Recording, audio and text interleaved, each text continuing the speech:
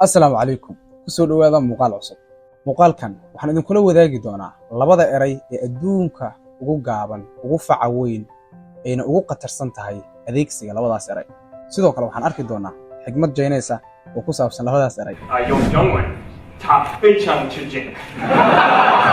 Falsafar loo yaqaano Pythagoras oo aad intiina badan wada garanaysaan. Maya, aniga ma garanayo. Balse waa macquul warka aad sheegaydo oo waa laga yaabaa inaadan garanaynin.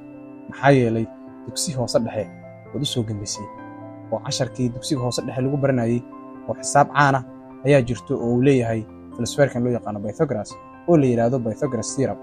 waxaan hubaadan muuqaalkaas xisaabtan idin tuso inaad dhihi doonto yes waan soo qaatay waan soo arkay. The Pythagorean theorem states that the sum of the legs squared will equal the hypotenuse squared. inaad garatay ayaan rajaynayaa. Anyway, ninkaas odaga ah oo aad wada garanaysaan ayaa xigmadan iska leh. The oldest, shortest words, yes and no, are those which require the most thought. Leeyahay labada eray ee adduunka ugu faca weyn, uguna qatarsan, uguna yar qoritaan ahaan iyo qoraal ahaanba, laakiin qatarta adeegsiga haddii si fudud loo adeegsado ay aad u daran tahay. Waa labada kelmado oo kala ah yes and no. ها iyo maya. Falsafarkan wuxuu ku leeyahay ha adeegsanin ereyga yes sidoo kalena ha adeegsanin ereyga maya. Dr. Daariq bin Ali Al-Habib buug uu qoray una turjumay Cabdullaahi Sheekh Axmed Xasan oo lagu magacaabo geed fadhi wuxuu ku soo qaadanayaa xigmadaas wuxuuna leeyahay iska ilaali adeegsiga ereyga yes iyo ereyga no. sidoo kale isla qoraaga buugga wuxuu ku qorayaa xigmad sheeynaysa oo uu Soomaali ku turjumay balse aniga igu adkaatay inaan Chinese ku sheego.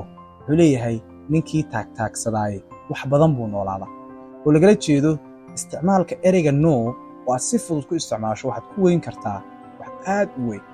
sidoo kale isticmaalka ereyga yes waxaad ku aqbali kartaa hawl ay adag tahay in si fudud lagu aqbalo baxal iyo dhibaato badanna aad kala kulmi karto. aqbalitaanka iyo adeegsiga ereyga yes aad ayaad mahadsan tahay.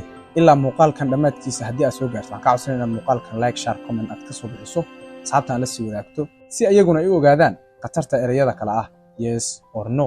haddii aad tahay qof aad u adeegsada ereyada yes or no ka taxadar iskana ilaali adeegsiga ereyga yes or no. su'aal walba lagu weydiiyo haddii aad ogtahay inay dhibaato kuu keenayso reject it, ka carar, iska diid, haba isticmaalin ereyga yes or no. waxaan rajaynayaa inaad muuqaalkan adiga uu ku anfacay kana faa'iiday.